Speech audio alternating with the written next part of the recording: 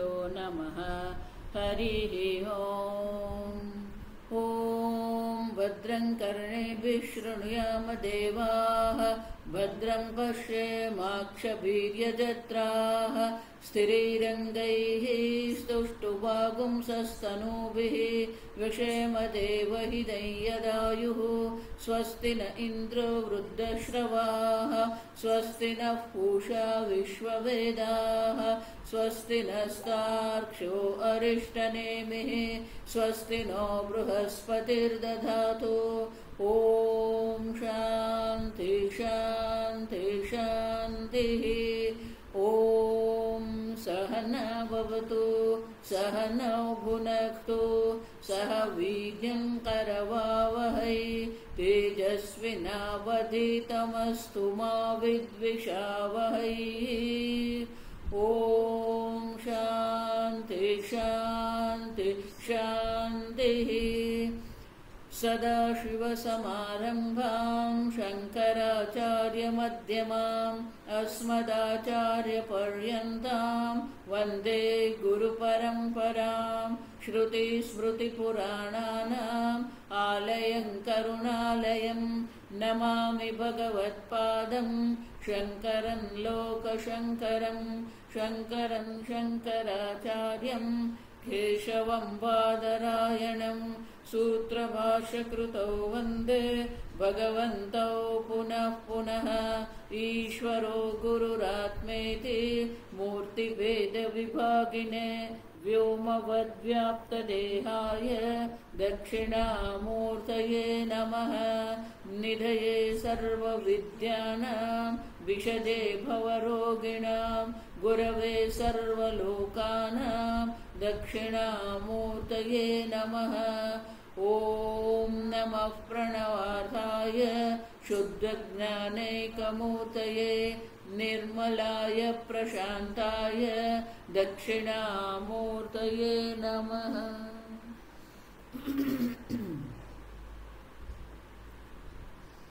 ॐ प्रज्ञानशुप्रदाने स्थिरचरनिकर व्याप्यभिर्व्याप्य लोकान् भुक्त्वा भोगान् सविष्टान् पुनरपि धिषणोद्भासितान् कामजन्यान् पीत्वा सर्वान् विशेषान् स्वपिति मधुरभुं मायया भोजयन्नः। माया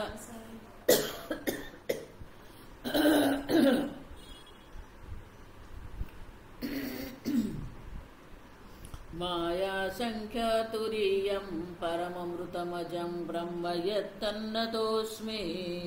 यो विश्वात्मा विदिज विषयान् प्राश्यभोगान् सविष्टान् पश्चाच्चान्यान् स्वमतिविभवान् ज्योतिषा स्वेन सूक्ष्मान् सर्वानेतान् पुनरपि शनैः स्वात्मनि स्थापयित्वा हित्वा सर्वान् विशेषान् विगतगुणगणः पात्वसौ न स्तुरीयः।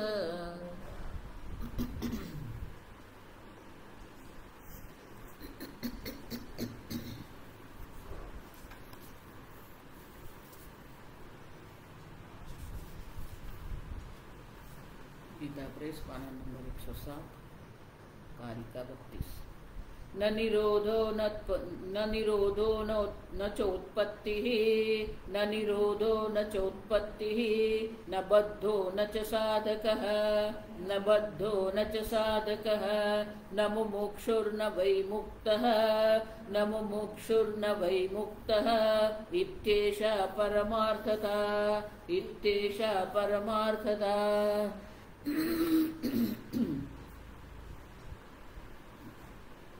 108 सेकंड पढ़ेंगे। कथम उत्पत्ति प्रलययोः अभावः इति उच्यते द्वैतस्य असत्वात् यत्र हि द्वैतम् इव भवति य इह नाना एव पश्यति य इह नाना एव पश्यति आत्मा वा इदं सर्वम् आत्मा वा इदं सर्वम् ब्रह्म एव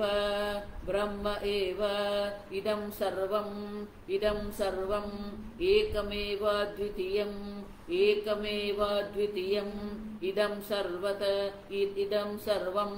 इदं सर्वम् यदयमात्मा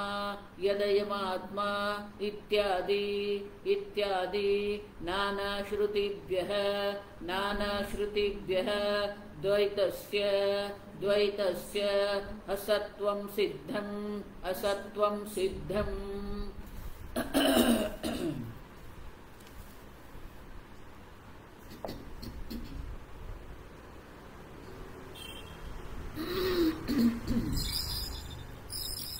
द्वैत असत्वं श्रुति अवष्टम्भेन स्पष्टयति।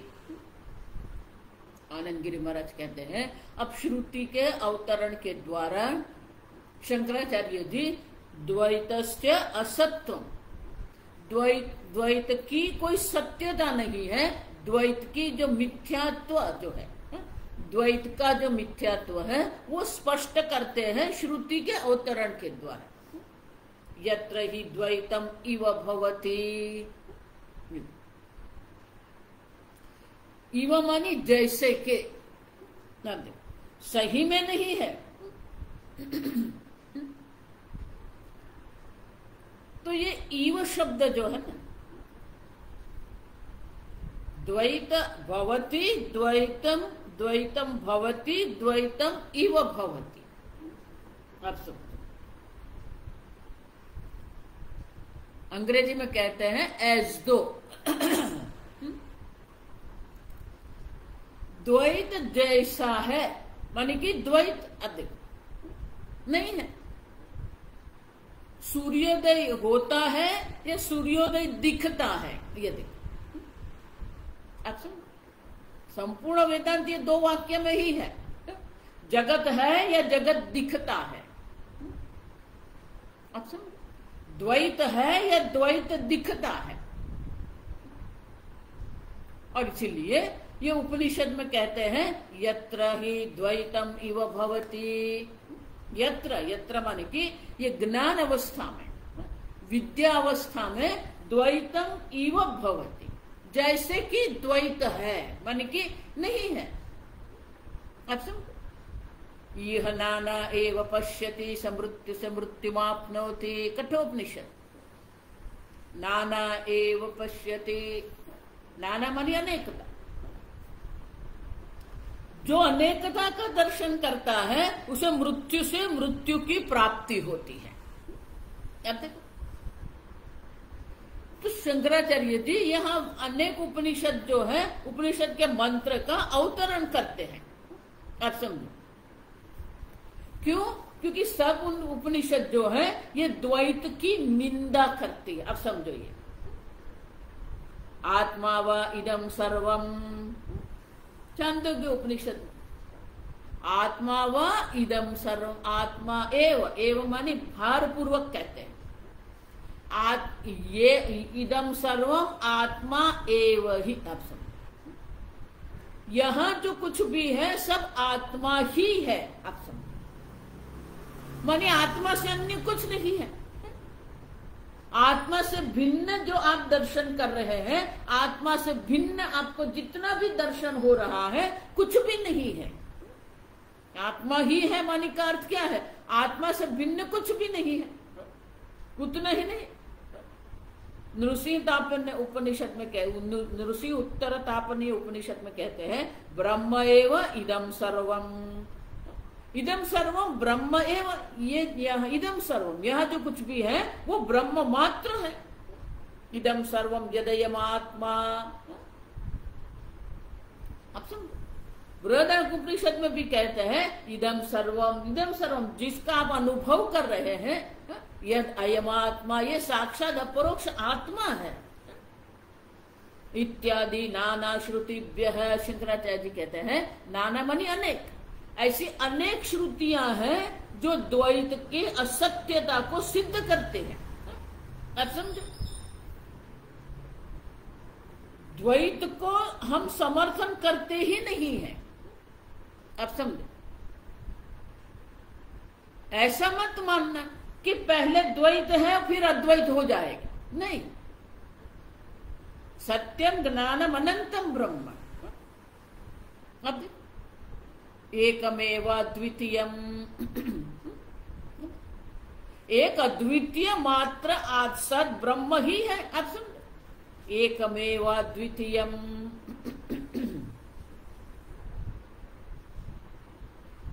सदैव सौम्य इदमग्र आसीत् एकम एव अद्वितीयम। इस सद एव सौम्य इदम अग्रे आसीत्, अग्रे उत्पत्ति के पहले सब ब्रह्म सद ब्रह्म ही था।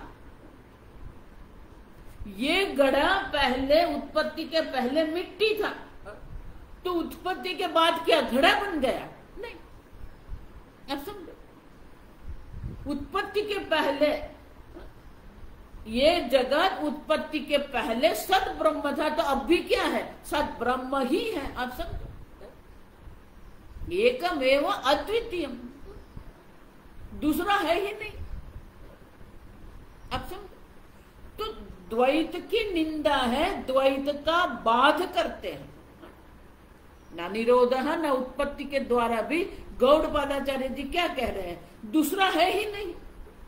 जिसमें हम हमारी बुद्धि लड़ाते हैं, जिससे हम सुख बुद्धि कर रहे हैं, जिसको हम अहंता ममता कर रहे हैं, ये देह को अहम मानते हैं, देह के संबंध को मम करके बैठ गए हैं। ये अहंता ममता जिसको कहते हैं, ये सुख बुद्धि जिसको कहते हैं, ये द्वैत बुद्धि जिसको कहते हैं, है ही नहीं। आप समझो, आप समझो। इसलिए आगे हम कह के गए, संसारो यदि विद्येत निवर्तयेत न संशय है। अगर आप संसार को सिद्ध करेंगे तो हम उसकी निवृत्ति भी आपको कर देंगे। पहले सिद्ध तो करो कि द्वैत है। आप समझो,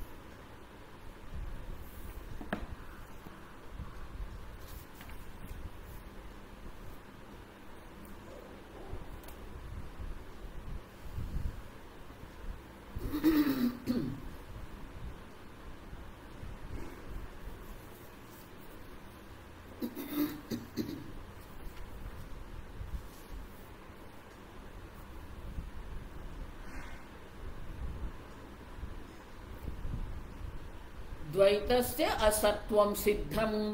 इस प्रकार से द्वैत की असत्यता सिद्ध करते हैं। अब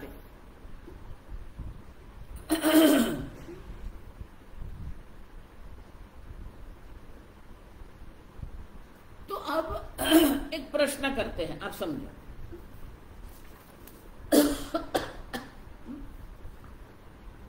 भाष्य, सतः ही उत्पत्ति प्रलयो वा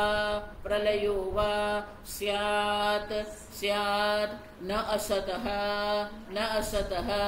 शशविषाणादेः न अपि अद्वैतम्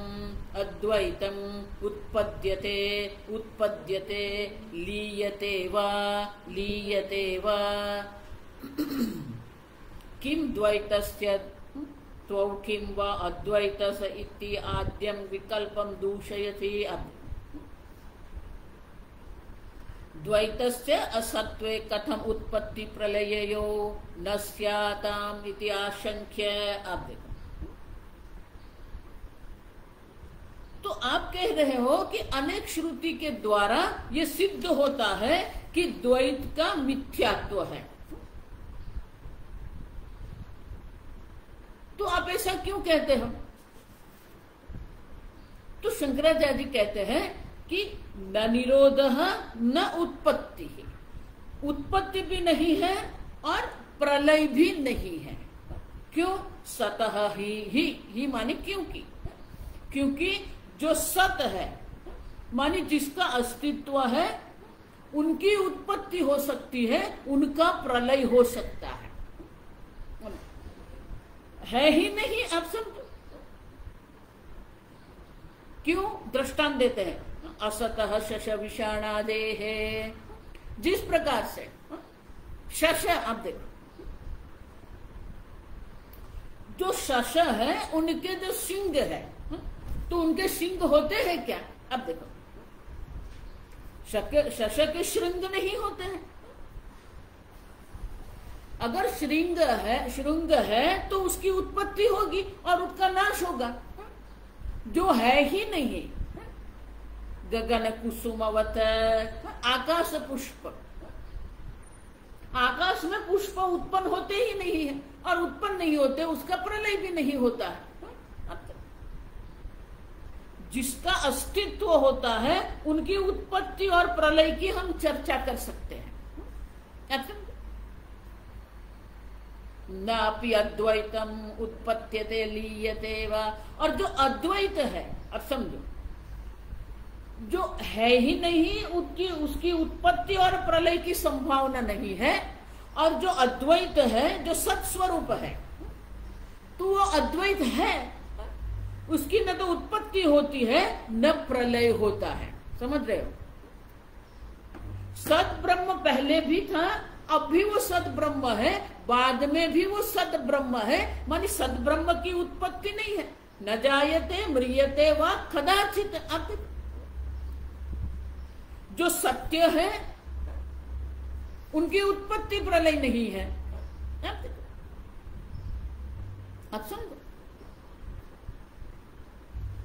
सतः न अपि अद्वैतम उत्पत्त्यते लीयते वा। अब देखो,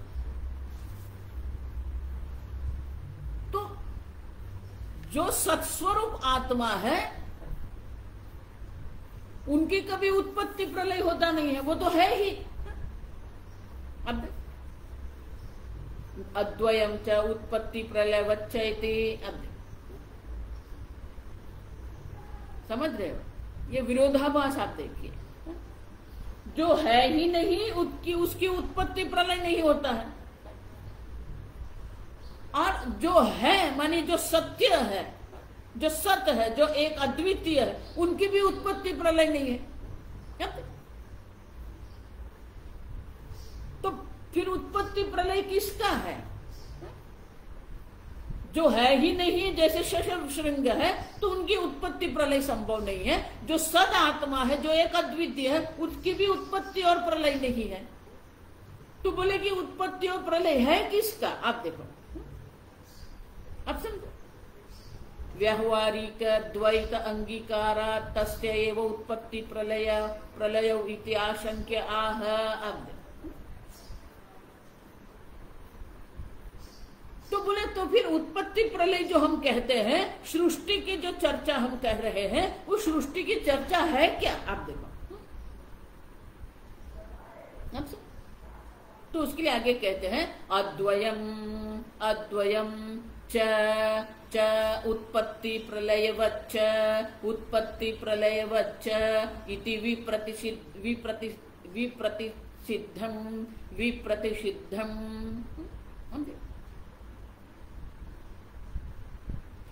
जिसका कोई अस्तित्व है उनकी उत्पत्ति प्रलय आप कह सकते हैं, लेकिन शश श्रृंग का कोई अस्तित्व ही नहीं है, इसलिए उनकी उत्पत्ति और प्रलय संभव नहीं है।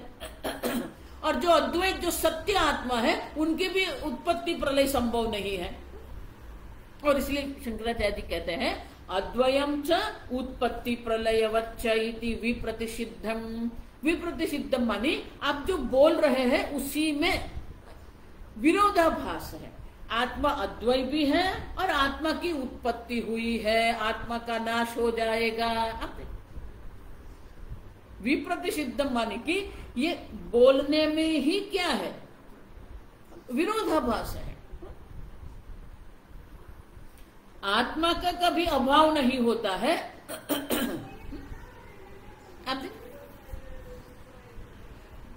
जिसका कभी अभाव ही नहीं होता है तो उसकी उत्पत्ति की बात आप कैसे कर सकते हो? और जो है ही नहीं उनकी भी उत्पत्ति प्रलय नहीं है, तो फिर शंका ये होती है, तो फिर उत्पत्ति प्रलय क्या है? व्यावहारिक द्वैत अंगीकारा तस्य एव उत्पत्ति प्रलय इति आशंक्य आह। तो बोले ठीक है चलो, आप ये कह रहे हो ना, शशशृंग की वत जो है ही नहीं उनकी उत्पत्ति प्रलय नहीं है, जो आत्मा है जो अद्वैत है वो है ही, और इसीलिए उनके उत्पत्ति प्रलय की संभावना नहीं है। तो आप ये तो स्वीकारते हो ना कि ये व्यवहारिक जगत जिसको हम कहते हैं उनकी उत्पत्ति हुई, जैसे घड़े की उत्पत्ति हुई और घड़े का नाश हो गया। तो आप व्यवहारिक जगत जिसको कहते हैं, व्यवहारिक द्वैत आप जिसको कहते हैं, मिट्टी एक ही है लेकिन मिट्टी से अनेक घड़े की उत्पत्ति होती है, तो घड़े अनेक है, द्वैत है। तो आप द्वैत का अंगीकार करेंगे तो द्वैत के अंगीकार से क्या होगा? उत्पत्ति प्रलय इति। तो आप द्वैत जो है उनकी उत्पत्ति प्रलय तो स्वीकारते हो कि नहीं? ऐसी अगर आप आशंका कर रहे हैं तो उनके लिए शंकराचार्य जी स्वयं उत्तर देते हैं भाष्य। यह तु पुनः द्वैत संव्यवहार सह रज्जु सर्पवत आत्मनि प्राणादि विलक्षण कल्पितः इति उक्तम। शंकराचार्य जी कहते हैं कि आप जिस प्रकार से ये व्यवहार का द्वैत जो है, व्यवहारिक सत्ता जो है, उनकी उत्पत्ति तो आप स्वीकारते हो ना। अब ये जो ईश्वर सृष्टि हम कहते हैं, जिसको हम जीव सृष्टि हम कह रहे हैं, तो ईश्वर सृष्टि और जीव सृष्टि को तो आप स्वीकारते हो कि नहीं? ईश्वर जगत कारण है, ईश्वर ने ही ये जगत की उत्पत्ति की है। तो व्यवहारिक जगत की उत्पत्ति प्रलय है क्या? शंकराचार्य जी कहते हैं यह तो पुनः द्वैत संव्यवहार है। द्वैत का जितना भी व्यवहार, संव्यवहार, सम्यक, सम्यक। क्यों सम्यक कहते हैं? क्योंकि घड़े में हम जल भर सकते हैं, मिट्टी में हम जल नहीं भर सकते हैं। तो ये व्यवहार योग्यता है ये जगत में। तो व्यवहार योग्यता होने के कारण ही, और उसमें एक व्यवस्था है, सम्यक व्यवहार है। अब मिट्टी से घड़ा बनेगा, जल से घड़ा नहीं बनेगा, अग्नि से घड़ा नहीं बनेगा। तो यहां भी एक व्यवस्था है, सम्यक है। तो यहां जो व्यवस्था है, वो व्यवस्था तो आप स्वीकारते हो कि नहीं? तो शंकराचार्य जी कहते हैं जो ये सम्यक व्यवहार जो है, वो व्यवहार भी क्या है? सह रज्जु सर्पवत आत्मनि प्राणादि लक्षण कल्पितः इति उक्तम।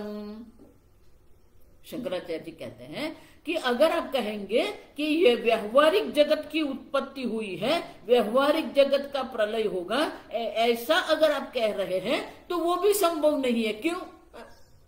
रज्जु सर्पवत, शंकराचार्य उत्तम माने की शंकराचार्य जी कहते हैं आगे आपको ये सब हम कह के गए हैं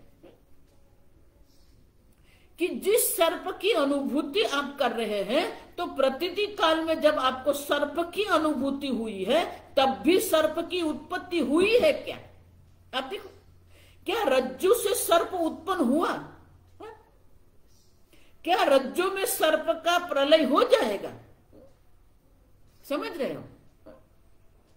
जिस सर्प की आप प्रतीति कर रहे हैं वो सर्प जिसको आप कह रहे हैं कि ये सर्प है, ये सर्प से भय उत्पन्न हुआ है, ये सर्प के कारण हृदय की धड़कन बढ़ गई है।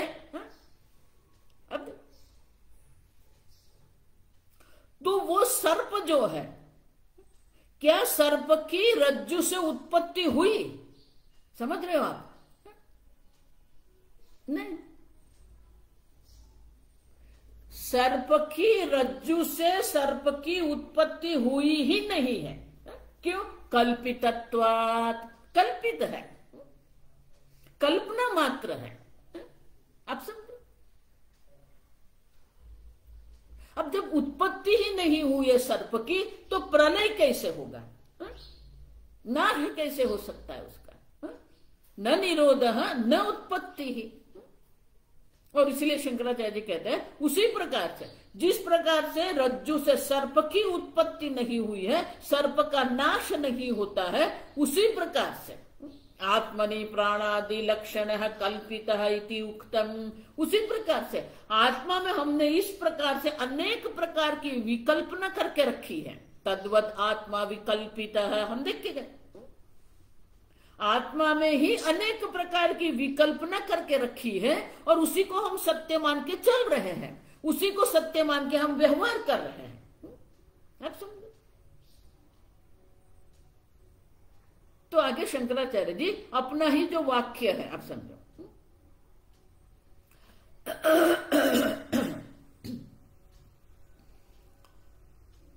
जो अपना ही जो वाक्य है वो शंकराचार्य जी स्वयं समझाते हैं। आगे, नहीं नहीं मनोविकल्पनायाः मनोविकल्पनायाः रज्जु सर्पादि विलक्षणाय रज्जु सर्पादि लक्षणायाः रज्जु सर्पादि लक्षणायाः रज्ज्वां रज्ज्वां प्रलयः प्रलयः उत्पत्तिः वा उत्पत्तिः वा। रज्जु में जो मैंने कहा ना कि रज्जु सर्पादि लक्षण जो हम देख रहे हैं वो तो मन की कल्पना है, बाहर तो रज्जु ही है। अब समझो, कभी भी सर्प की उत्पत्ति हुई नहीं है, कभी भी सर्प का नाश नहीं होता है, क्योंकि वो मनोकल्पना है। सर्प बुद्धि इसलिए हम कहते हैं ना, सर्प बुद्धि माने क्या है? जो देख रहा है उसे वहां सर्प दिखता है। तो वो तो जो सर्प है वो मनोकल्पित है। अब मनोकल्पित जो सर्प है न तो उसकी उत्पत्ति होती है न तो उनका नाश होता है। अब तो रज्जु में मन से जो आपने कल्पित करके रखा है वो मनोकल्पित सर्प की उत्पत्ति और प्रलय नहीं है। तो बोले मन में तो कल्पना करके रखी ने, तो मन में सर्प उत्पन्न हुआ कि नहीं? तो आगे शंकराचार्य कहते हैं, आप समझो,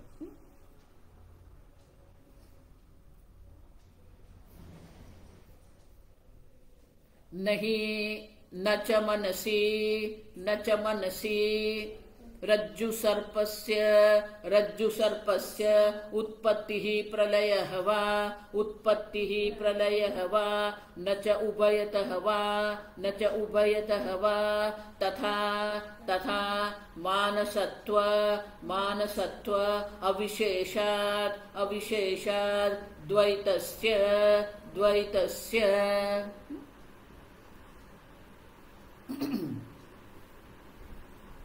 रज्जु सर्पस्य रज्ज्वाम उत्पत्ति प्रलयो मनसी वा द्वय असंभव।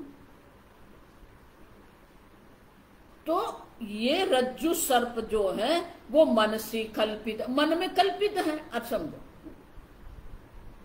अब आप बोल रहे हैं कि मन में कल्पित है, तो मन में तो उत्पन्न हुआ कि नहीं सर्प? अब समझो, तो बोले नहीं, मन में भी वो उत्पन्न नहीं हुआ है। अब समझो, न च मनसी रज्जु सर्पस्य उत्पत्ति ही प्रलय हुआ, न च उभयतः वा। अब देखो, रज्जु और सर्प आप कह रहे हैं तो मन में भी उसकी उत्पत्ति हुई ही नहीं है। अब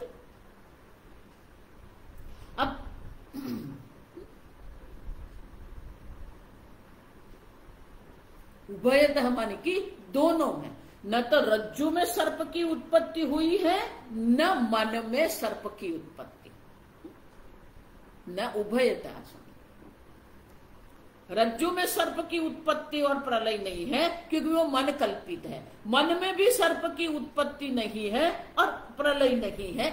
उभयतः दोनों में नहीं है। अब समझो,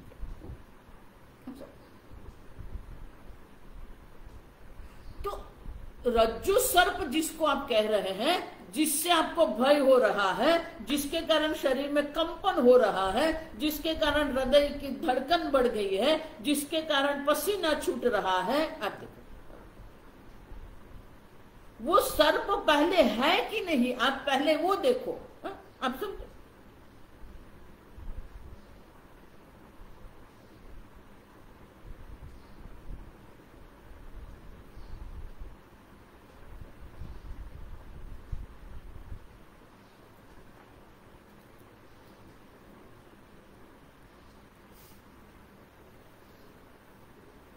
न च उभयतः वा। अब दोनों पर भी अगर आप देखेंगे, उभयतः मनोरज्जु लक्षणे न रज्जु सर्पय से उत्पत्ति प्रलय युक्त द्वय आधारत्व अनुपलम्भात इत्यर्थः। आप समझो, दोनों में भी नहीं है। आप समझो क्यों?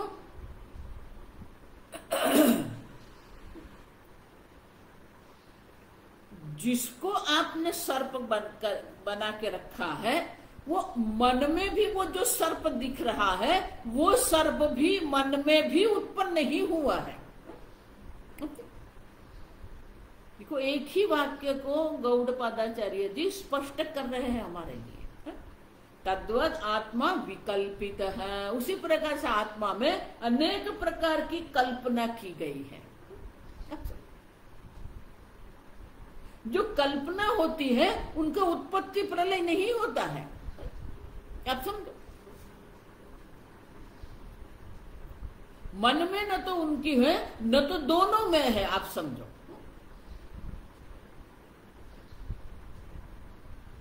क्योंकि है ही नहीं। अगर सर्प है तो फिर आप हम कहेंगे कि उसकी उत्पत्ति, उसका प्रलय हुआ।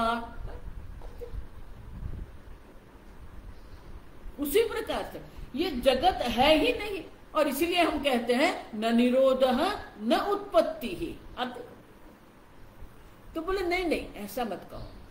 और इसीलिए शंकराचार्य जी आगे एक और रखते हैं, तथा मानसत्व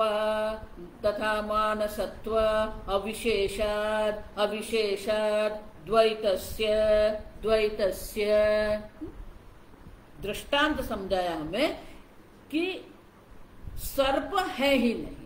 न तो रज्जु से सर्प की उत्पत्ति हुई है, न मन में सर्प की उत्पत्ति हुई है, न दोनों से सर्प की उत्पत्ति। उसी प्रकार से तथा मानी उसी प्रकार से मानसत्व अविशेषा द्वैतस्य, उसी प्रकार से ये जिसको आप द्वैत कहते हो, जिसको आप सत्य मान रहे हो, मानसत्वात्, वो मनोकल्पित है।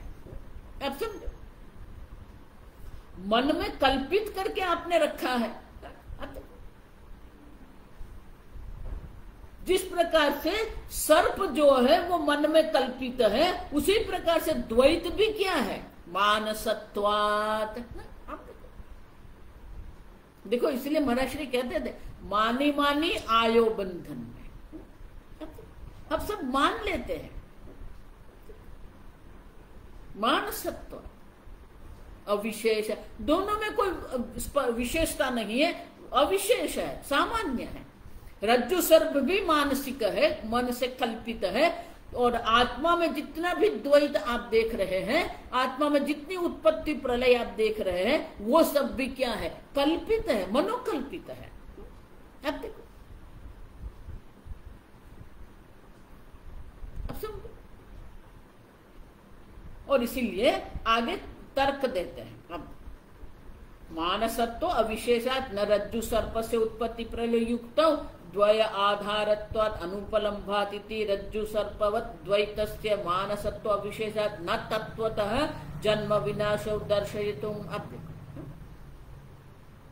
तत्वतः सही में कोई उत्पत्ति नहीं है, सही में कोई प्रलय नहीं है।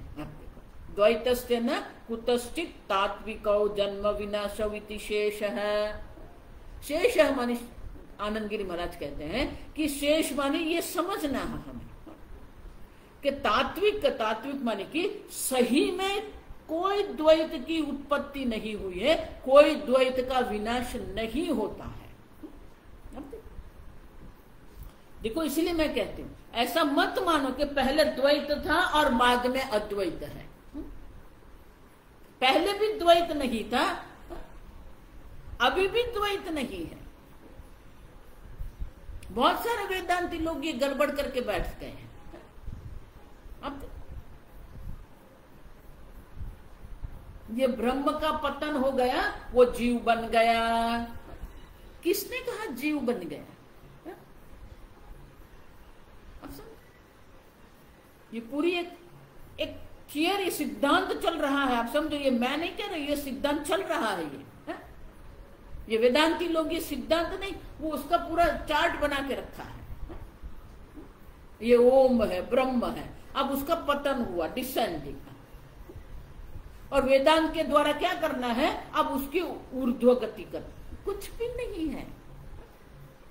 आप समझ, क्या आप जो आत्मा है उसका पतन हुआ? क्या, कहां पतन हुआ, मुझे बताइए। कहां पतन हुआ? एक अद्वितीय आत्मा है, कहां किसके अंदर आपका पतन हो जाएगा? किससे आपका ऊर्ध्व गति करना है? एक पूरा संप्रदाय उसी में पड़ा हुआ, असेंडिंग और डिसेंडिंग, डिसेंडिंग और असेंडिंग।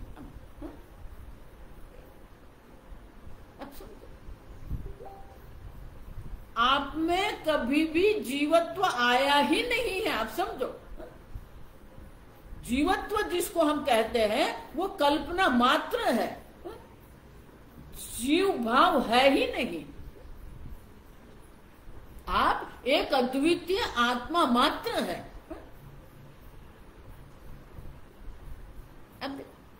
और इसीलिए कहते हैं कि वो कुतश्चित तात्विको माने, कुतश्चित माने कभी भी आप देखो, किसी से किसी की उत्पत्ति हुई नहीं है, किसी में किसी का प्रलय होता है।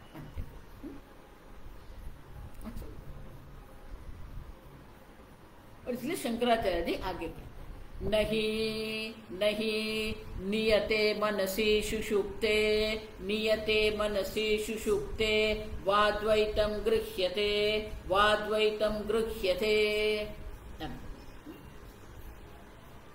नियते, नियते समाधिना निरुद्धे सति।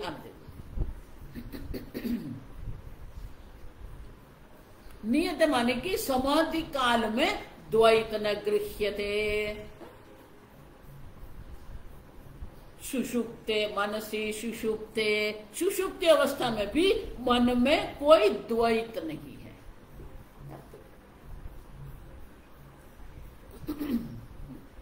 देखो ये तर्क समझना है।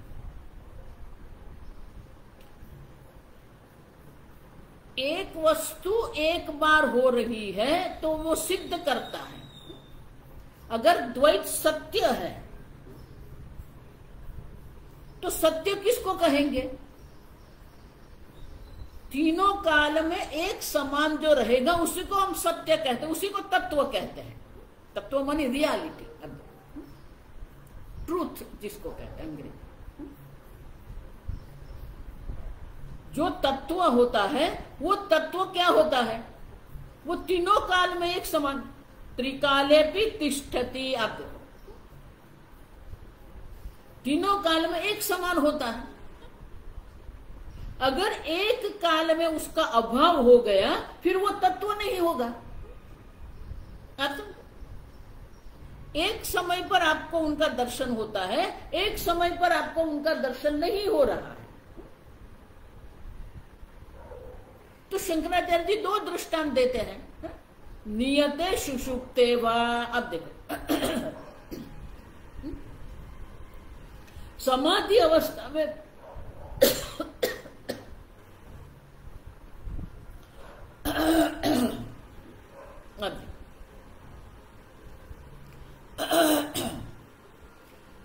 नियत, जब मन समाहित हो जाता है, समाधि अवस्था जब होती है, तब वहां द्वैत नहीं है। सुषुप्ति अवस्था में भी द्वैत नहीं है। अब सुन, अब एक समय में द्वैत का बाद हो गया, वो सिद्ध करता है कि जब द्वैत का अनुभव हो रहा है तब भी द्वैत नहीं है। ये तर्क समझना है। अब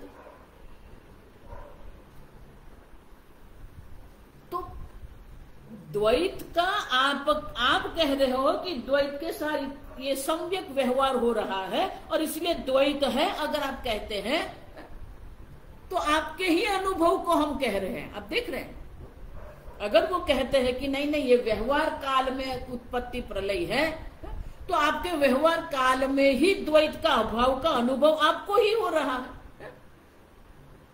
जब मन समाहित समाधि अवस्था में होता है या मन जब सुषुप्ति अवस्था में हो जाता है, तब द्वैत वहां नहीं है। तो अनुभव काल में ही द्वैत के अभाव का अनुभव आप कर रहे हैं और इसीलिए द्वैत नहीं है। अब जब है ही नहीं द्वैत,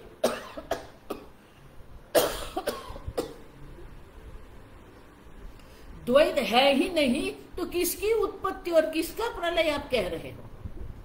आप सुन, और इसीलिए शंकराचार्य जी अब निश्चय करते हैं, अतः मनोविकल्पना मात्रम द्वैतम, मनोविकल्पना मात्रम द्वैतम इति सिद्धम तस्मात् सूक्तम द्वैतस्य असत्वात् निरोधादि अभावः परमार्थता इति। अतः इस कारण से मनोविकल्पना मात्रम द्वैतम इति सिद्धम, शंकराचार्य जी कहते हैं इस तर्क से अगर हम समझेंगे तो ये सिद्ध होता है कि द्वैत मनोकल्पना मात्र है। आप समझे,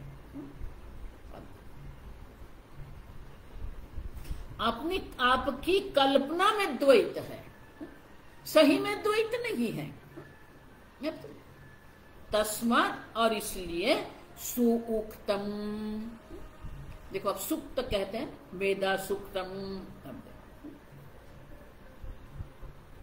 सुउक्तम जिसका सम्यक रूप से वर्णन किया गया है उसे कहते हैं सुक्तम, शंकराचार्य जी कहते हैं।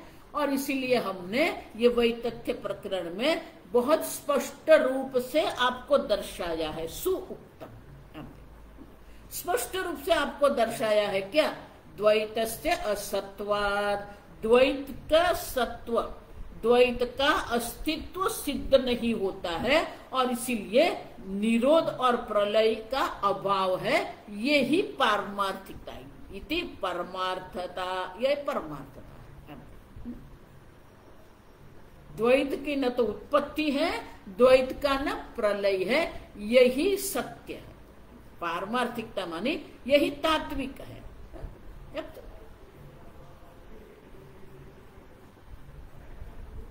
तो स्पष्ट रूप से हम आपको कह गए हैं कि द्वैत का अस्तित्व ही नहीं, असतः भावः न विद्यते, द्वैत का अस्तित्व है ही नहीं। आप जब अनुभव कर रहे हैं तब भी नहीं है। देखो इसलिए कहते हैं कि प्रतीति काल इसको कहते हैं शास्त्र में। सर्प की प्रतीति काल में भी सर्प नहीं है, उसी प्रकार से द्वैत के प्रतीति काल में भी द्वैत नहीं है। अब है ही नहीं तो फिर उसका क्या निरोध और क्या उत्पत्ति? न निरोधः न उत्पत्ति इति परमार्थता यही परमार्थता, यही सत्यता है। आप तो ये जो पूर्व पक्षी है ना, वो स्वीकार करने को तैयार नहीं है। तो ये प्रश्न उठाता है, यदि एवं द्वैत अभावे, यदि एवं द्वैत अभावे शास्त्र व्यापार न अद्वैते विरोधात्, न अद्वैते विरोधात्। अगर आप कह रहे हैं निरोधादि अभावस्य परमार्थत्वे तत्र एव, अगर आप कहते हो कि ये निरोध और उत्पत्ति जो है उनका अभाव है, मानी उनकी कोई तात्विकता नहीं है, वो पारमार्थिक नहीं है, तो गड़बड़ हो गई। आपने ही गड़बड़ कर दिया। क्यों? तत्रैव शास्त्र व्यापारात् अद्वैते तत् अव्यापारात् अभाव बोधने। अगर आप कहेंगे कि वो द्वैत नहीं है, द्वैत नहीं है, तो फिर शास्त्र व्यापार भी नहीं होगा। शास्त्र व्यापार अगर नहीं होगा तो शास्त्र व्यापार नहीं होगा तो अद्वैत की सिद्धि नहीं होगी। क्योंकि अद्वैत की सिद्धि कैसे होती है? जब तक शास्त्र अध्ययन के द्वारा गुरु मुख से हम समझते नहीं है, तब तक अद्वैत नहीं है। तो अद्वैत की सिद्धि कैसे होगी? शास्त्र व्यापारात्। अब देखो, तद अव्यापारात् अभाव बोधने। अब शास्त्र व्यापार नहीं है, शास्त्र व्यापार न होने के कारण वो बोध माने कि गुरु मुख से जो बोध होता है वो बोध का भी अभाव हो जाएगा। अब बोध का अभाव हो जाएगा तो द्वैत की सिद्धि कैसे आप करें? अद्वैत की सिद्धि आप कैसे करेंगे? व्यापृतस्य भावबोधने व्यापार विरोधात् अद्वैतम अप्रमाणिकम प्राप्तमिति शंकते। अब देखो, अगर आप कह रहे हैं कि द्वैत नहीं है तो आपका शास्त्र व्यापार भी क्या है? द्वैत है। और शास्त्र व्यापार के द्वारा आप अद्वैत की सिद्धि करते हो। अब शास्त्र व्यापार द्वैत नहीं है, आप ही कह रहे हो कि द्वैत नहीं है। अब द्वैत नहीं है तो अद्वैत की सिद्धि नहीं होगी। अगर शास्त्र व्यापार आप स्वीकार करते हैं तो द्वैत की सिद्धि हो जाएगी, और शास्त्र व्यापार नहीं है कहेंगे तो अद्वैत की सिद्धि नहीं होगी। आप देखो, समझ रहे हो? दोनों ओर से फंस गए। आप देखो, अप्रामाणिकम प्राप्तमिति आशंकते। तो फिर प्रमाण क्या है? शास्त्र प्रमाण नहीं है तो अद्वैत की सिद्धि नहीं होगी, और शास्त्र प्रमाण अगर आप स्वीकार कर रहे हैं तो द्वैत की सिद्धि हो जाएगी। अब द्वैत की जब सिद्धि हो गई तो शास्त्र प्रमाण के द्वारा आप अद्वैत की सिद्धि कैसे करेंगे? द्वैत अभाव शास्त्र व्यापार न।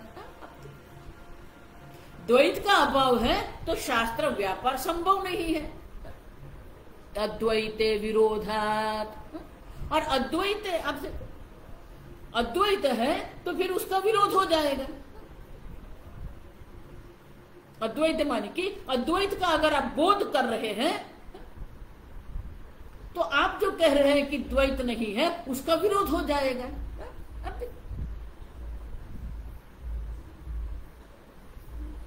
आप समझ? तो ये शास्त्र व्यापार कैसे आप सिद्ध करेंगे? अब शास्त्र व्यापार ही सिद्ध नहीं होगा तो अद्वैत कैसे सिद्ध होगा? और अगर अद्वैत का आप बोध कर रहे हैं, अद्वैत का आप उपदेश कर रहे हैं, तो आपका बोलने में ही विरोधाभास हो गया। क्योंकि गुरु है, शिष्य है, शास्त्र है, उपदेश है, तो अद्वैत से विरोध हो गया।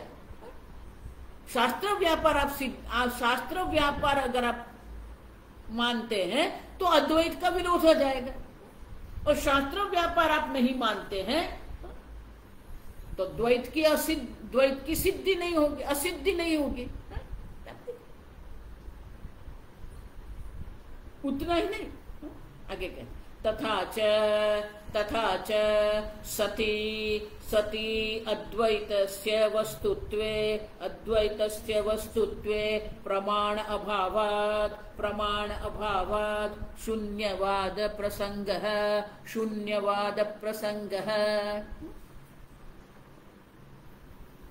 तथा च सती अद्वैतस्य वस्तुत्वे प्रमाण अभावात्। द्वैत नहीं है तो आपका शास्त्र नहीं रहेगा, शास्त्र प्रमाण का अभाव हो जाएगा। तो द्वैत की वस्तु जो सिद्ध करना है वो सिद्ध कैसे आप करेंगे? आप अद्वैत की सिद्धि तो शास्त्र द्वारा कर रहे हैं ना, शास्त्र प्रमाण से आप अद्वैत की सिद्धि कर रहे हैं, लेकिन द्वैत का अभाव आप कह रहे हैं, तो शास्त्र प्रमाण का व्यापार भी नहीं होगा। और शास्त्र प्रमाण का व्यापार नहीं हो रहा है तो अद्वैत की सिद्धि, अद्वैत से वस्तुते प्रमाण अभावात, अद्वैत वस्तु के प्रमाण का अभाव हो जाएगा। क्योंकि आप कह रहे हो द्वैत नहीं है तो शास्त्र प्रमाण भी नहीं है, शास्त्र व्यापार भी नहीं है। आप समझो? तो सिद्ध क्या होगा? शून्यवाद प्रसंग है। तो आप शून्यवाद सिद्ध कर देंगे। अद्वैतस्य प्रामाणिकत्व अभाव किम स्यात्। अद्वैत सिद्ध करने के लिए आपको शास्त्र प्रमाण की आवश्यकता है, शास्त्र प्रमाण और शास्त्र व्यापार दोनों की आवश्यकता है। आप समझ रहे हो? शास्त्र प्रमाण भी हमको स्वीकारना पड़ेगा और गुरुमुख से शास्त्र श्रवण जो कर रहे हैं वो शास्त्र व्यापार भी हमें करना पड़ेगा, तभी तो अद्वैत की सिद्धि होगी ना। तो शास्त्र प्रमाण भी हमें चाहिए, शास्त्र प्रमाण भी हमारे लिए क्या है? आवश्यक है। और शास्त्र प्रमाण मात्र से तो कुछ होगा नहीं, गुरु मुख से शास्त्र श्रवण करना है तो शास्त्र व्यापार भी करना पड़ेगा। लेकिन अगर शास्त्र प्रमाण और शास्त्र व्यापार दोनों का अगर अभाव हो जाएगा तो जो सिद्ध होगा वो क्या सिद्ध होगा? अद्वैत और शून्यवाद सिद्ध। शून्यवाद सिद्ध हो जाएगा, कुछ भी नहीं है। अब आप समझो क्यों? आगे कहते हैं द्वैतस्य च अभावात्, द्वैतस्य च अभाव, क्योंकि द्वैत का अभाव हो जाएगा। द्वैत का अगर अभाव हो गया तो न तो आपका शास्त्र है, न आपका शास्त्र व्यापार है, न अद्वैत की सिद्धि है, और इसीलिए शून्यवाद सिद्ध होता है। तीन बात हुई ना, न शास्त्र प्रमाण है, न शास्त्र व्यापार है, और न शास्त्र व्यापार होने से न अद्वैत की सिद्धि होती है। और अद्वैत की सिद्धि नहीं होगी तो क्या हो जाएगा? शून्यवाद हो जाएगा। आप समझ? तो क्या शून्यवाद आप कह रहे हैं? अद्वैतस्य अप्रामाणिकत्व कुतः शून्यवादः, द्वैतस्य सत्वादित्याशंक्य आह, द्वैतस्य च अभावात्। अब देखो, द्वैत का आप अभाव कह रहे हैं तो फिर जो रहेगा वो क्या रहेगा? शून्यवाद ही रहेगा। आप समझो? तो उसका उत्तर शंकराचार्य रज्जु सर्पादि विकल्पनायाः, रज्जु सर्पादि विकल्पनायाः निरास्पदत्वात् अनुपपत्तिः इति प्रत्युक्तम् एतत् कथम उपजीवयसि इति आह।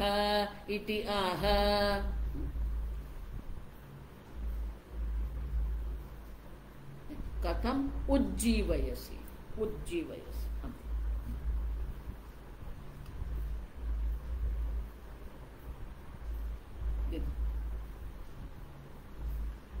ये जो सिद्धांत है ना, शंकराचार्य कहते हैं यहां ही आपसे कुछ छूट गया है। किसी वस्तु को आपने नजरअंदाज कर ली है। क्या नजरअंदाज कर लिया आपने? तो शंकराचार्य जी दर्शाते हैं, रज्जु सर्पादि विकल्पनायाः निरास्पदत्व अनुपपत्तिः इति। किसी भी कल्पना जो होती है वो कल्पना निरास्पद नहीं होती, माने कि अनधिष्ठान नहीं, उनका कुछ अधिष्ठान होना चाहिए। निरास्पद मानी उनका कोई आस्पद मानी आधार, उनका कोई आधार तो होना चाहिए। ऐसे ही हवा में किसी ने सर्प की कल्पना कर दी क्या? नहीं, कोई हवा में अचानक सर्प की कल्पना नहीं कर रहा है, रज्जु में सर्प की कल्पना कर रहे हैं, मानी रज्जु अधिष्ठान है। आप समझो, देखो कल्पना शब्द इसलिए हम पकड़ के क्यों, क्योंकि कल्पना कभी निरधिष्ठान नहीं होती है, उनका कोई अधिष्ठान होता है। आप समझो, द्वैत का अभाव माने कि द्वैत की कल्पना हुई है।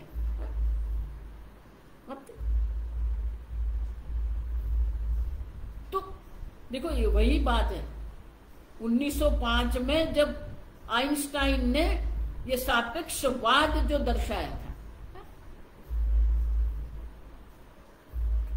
तो बिल्कुल सिद्धांत से पेपर पर ही उन्होंने सिद्ध कर दिया था कि ये संपूर्ण जगत, काल सहित संपूर्ण जगत क्या है? सापेक्ष है। सापेक्ष का क्या होता है? किसी की अपेक्षा से उनका अस्तित्व है, जिसको हम मिथ्या कहते हैं। आप समझो, घट स्वयं नहीं है, निरधिष्ठान घट नहीं है, उसका अधिष्ठान मिट्टी है। तो घट सापेक्ष है, लेकिन उसको किसी की अपेक्षा है ना। सापेक्ष का अर्थ ही क्या होता है? अपेक्षा। अब देखो, अपेक्षया सह वर्तते इति सापेक्षता, जिसको किसी की अपेक्षा है। इसीलिए ये आइंस्टाइन की प्रामाणिकता थी। आप समझो, तो वो बोले कि मैंने ये सिद्ध तो कर दिया कि ये जगत सापेक्ष है, लेकिन अगर सापेक्ष है तो सापेक्ष का कुछ अधिष्ठान, सबस्ट्रेटम अंग्रेजी में कहते हैं, उसका कोई निरपेक्ष, एब्सोल्यूट अंग्रेजी में उसको कहते हैं। If this world is relative, there should be some absolute substratum upon which we are seeing this. उनका कोई निरपेक्ष अधिष्ठान होना चाहिए, तब तो ये सापेक्ष होगा। तो रज्जु की हम कल्पना कह रहे हैं ना, तो वो कल्पना माने क्या है? रज्जु में सर्पाधिक कल्पना जब हम कहते हैं तो कल्पना कभी भी निरास्पद नहीं होती है। अनुपपत्ति मानी तर्क विरुद्ध है ये तो। जब हम गंधर्व नगर देख रहे हैं तो गंधर्व नगर क्यों देख रहे हैं? क्योंकि वो वहां पर मेघ है, बादल है। अब समझो, तो कोई भी कल्पना जो है वो निरास्पद नहीं होती है। रज्जु सर्पादि विकल्पनायाः निरास्पदत्वात् अनुपपत्तिः इति। प्रत्युक्तम, प्रत्युक्तम माने इसका उत्तर, उक्तम प्रत्युक्तम। उक्तम माने कहना, प्रत्युक्तम माने उनका उत्तर देना। आप जो कह रहे हैं उनका उत्तर तो हमने आगे आपको कह दिया है कि किसी भी कल्पना जो होती है वो कभी भी निरास्पद नहीं होती है, निरधिष्ठान नहीं होती।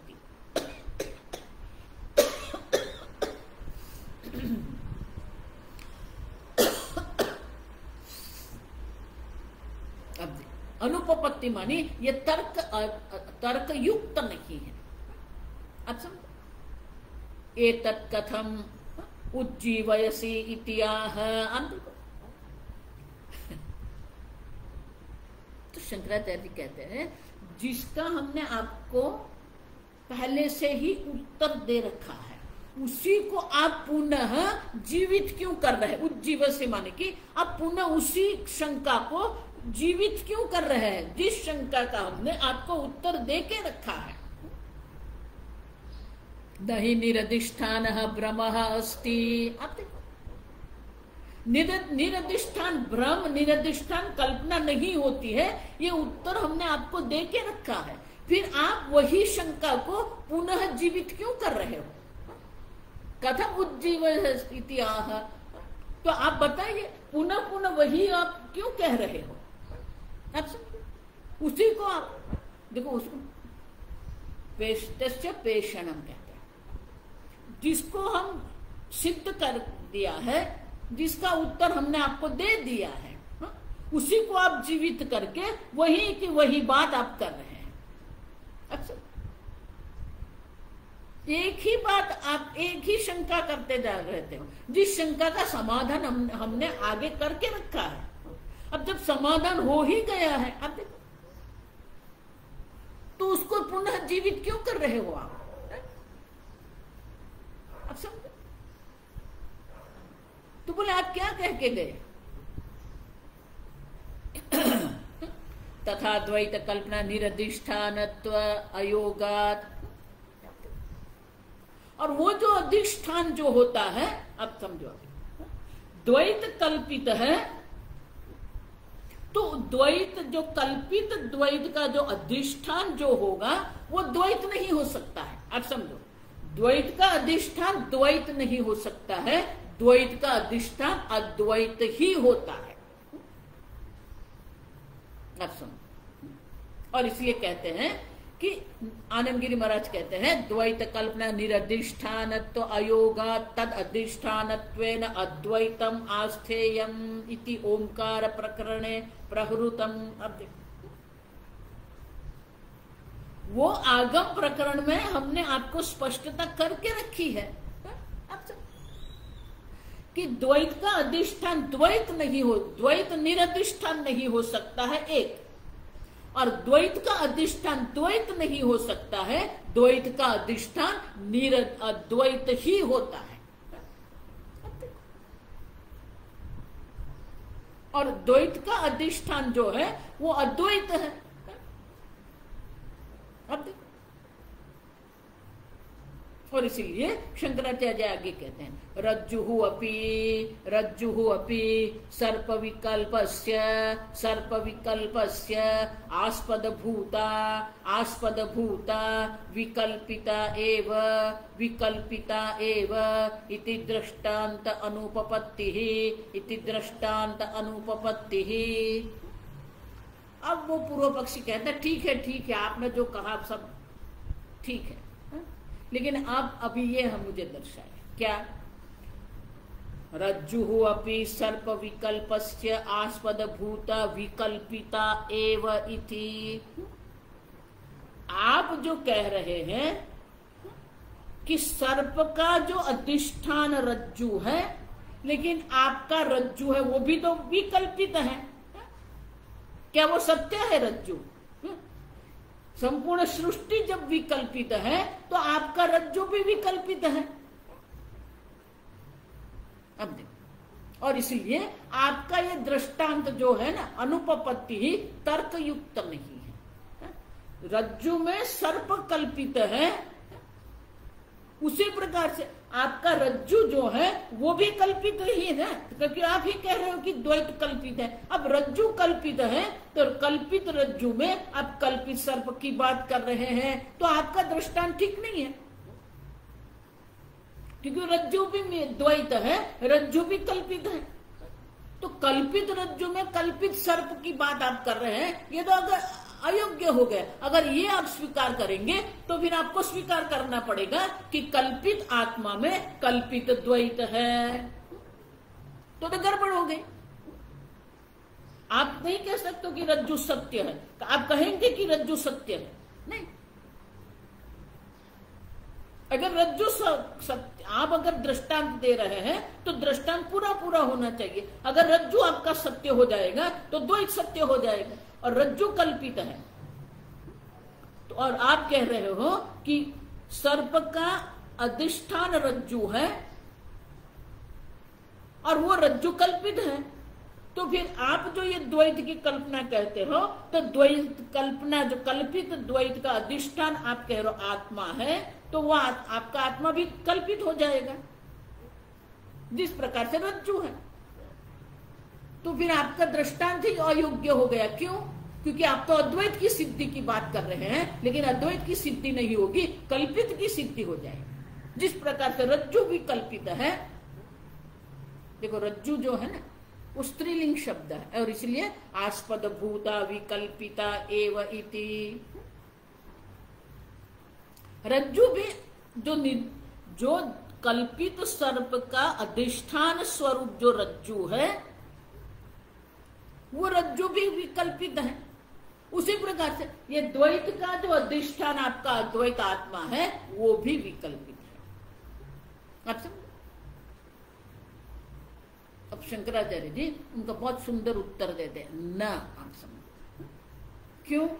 क्योंकि रज्जु जो है जिसका हम दृष्टांत आपको देते हैं, वो रज्जु भी द्वैत के अंतर्गत है, लेकिन आत्मा द्वैत के अंतर, जो उत्तर देंगे कल हम देखेंगे। लेकिन आत्मा जो है, आप समझो, आत्मा जो है उनका अभाव कभी भी नहीं। रज्जु है उनकी उत्पत्ति है, अब द्वैत है रज्जु भी, लेकिन आत्मा द्वैत नहीं है, क्योंकि अन्य आत्मा की सिद्धि नहीं होती है। आप समझो, उतना ही नहीं, कल्पित सर्प कल्पित रज्जु पर है, तो वो कल्पित रज्जु का भी कुछ अधिष्ठान होना चाहिए, तो वो भी विकल्पित है। अब वो विकल्पित है, उसका भी कोई अधिष्ठान विकल्पित होना चाहिए, तो अनवस्था दोष हो जाएगा। और इसीलिए ये आत्मा जो है सा काष्ठा सा परागति, आप समझो, आत्मा से अन्य कुछ सिद्ध नहीं होता है, और वो आत्मा अन्य नहीं, आप है। आपसे अन्य किसी की सिद्धि नहीं है। आप समझो, आप ही एक सत्य आत्मा है, और आप कभी भी नहीं कह सकते हो मैं कल्पित हूं। आप कह सकते हो कि मैं कल्पित हूं? नहीं। आप कह सकते हो कि मेरा अभाव हो गया? नहीं। आप कह सकते हो मैं शून्य हूं? नहीं। तो शंकराचार्य जी बहुत सुंदर उत्तर देते हैं, हम कल देखें। ओम असतो मा सद्गमय तमसो मा ज्योतिर्गमय मृत्योर्मा अमृतंगमय। ओम पूर्णमदः पूर्णमिदं पूर्णात् पूर्णमुदच्यते पूर्णस्य पूर्णमादाय पूर्णमेवावशिष्यते। ओम शांति शांति शांति। हरि ओम। श्री गुरुभ्यो नमः। हरि ओम।